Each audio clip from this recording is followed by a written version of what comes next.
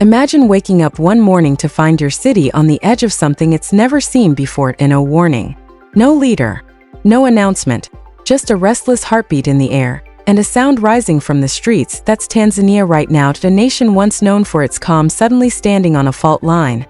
The youth, silent for so long, are now speaking in a language louder than any speech. Action before the chaos, before the hashtags, before the tear gas. Let's pause for a second and really see what's happening here.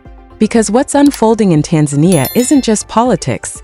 It's the sound of a generation waking up. It's October 2025, another national election in Tanzania. The sun rises over Dar es Salaam, golden light bouncing off campaign posters that promise change. The same faces, the same slogans, the same tired smiles. It all feels too familiar. The ruling party, CCM, enters the race with every advantage: the media, the money, the machinery of power. Opposition voices shout online but whisper on AIR.by nightfall. The votes are counted. By midnight, the whispers start. They did it again. The government declares victory. Another landslide. But this time, something's different. The silence that usually follows never comes. Instead, there's a tremor. By dawn, the tremor becomes a roar. Dar es Salaam doesn't wake up. It erupts. Crowds flood the streets. Students, vendors, riders, ordinary citizens, no one's waiting for permission. Cardboard signs read, *, we voted.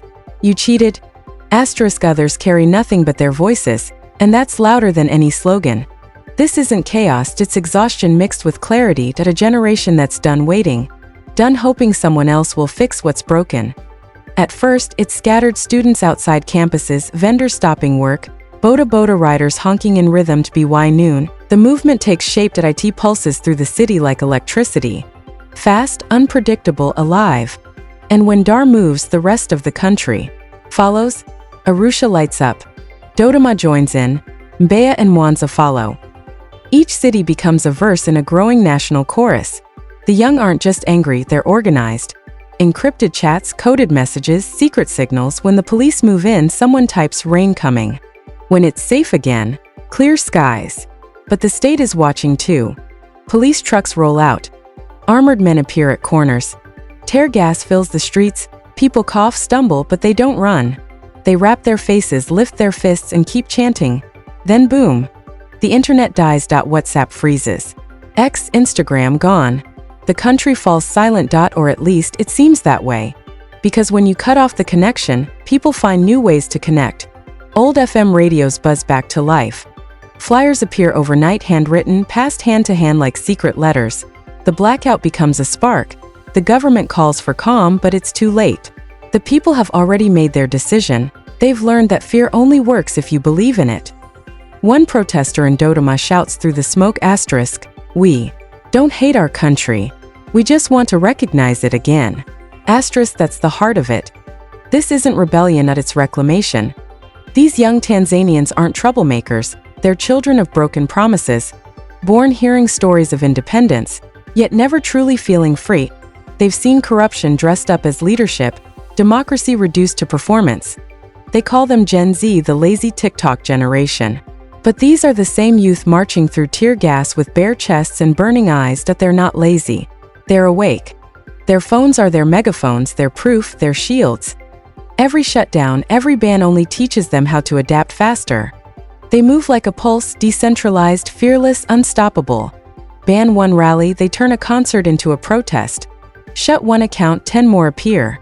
They remix government slogans into satire, turn pain into poetry. One viral video showed a protester dancing in front of an armored truck to Burna Boy's Common Person. The crowd behind him laughing, crying, moving. Together, that's Gen Z's revolution, resistance with rhythm. But they're not just fighting with emotions, they're fighting with intellect. They debate constitutional law better than those enforcing it. They understand digital rights, privacy, governance. And that's what scares the system most. You can't intimidate awareness. Curfews become strategy meetings. Blackouts become classrooms. Every crackdown becomes a rally. Because this generation has learned how to turn survival into resistance. There, parents whispered politics at dinner. These kids live stream it. Their parents feared soldiers. These kids look them in the eye and say, asterisk, you work for us. Asterisk, that's the psychological shift. Fear no longer works. Because when you've already lost everything worth fearing for, what's left? Still, every movement has its price. Arrests are rising. Journalists are disappearing. Tear gas clouds the air, and some nights silence feels safer.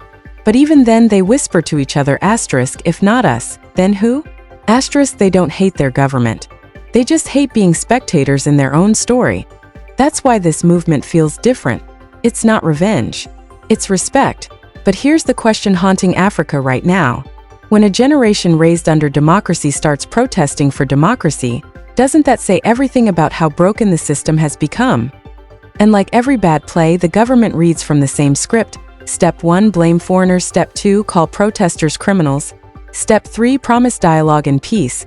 But this time, no one's clapping. Because while state TV shows calm streets, social media leaks the truth. Smoke, screams, soldiers patrolling neighborhoods.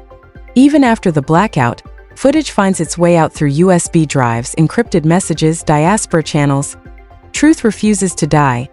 Journalists risk everything, hiding equipment, using offshore servers, reporting from safe houses. Meanwhile, propaganda machines flood the internet with fake photos and edited clips. But pain can't be photoshopped. People have seen too much. One protester says, asterisk, they can cut the internet, but they can't cut our eyes.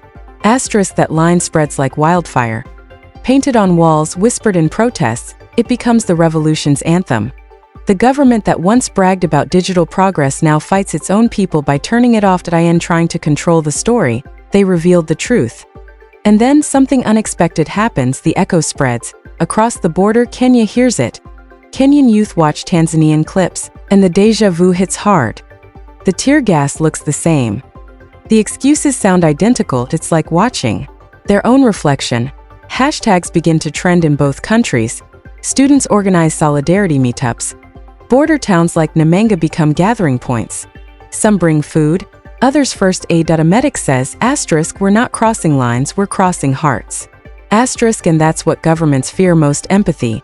Because when people realize their struggles are shared, division stops working.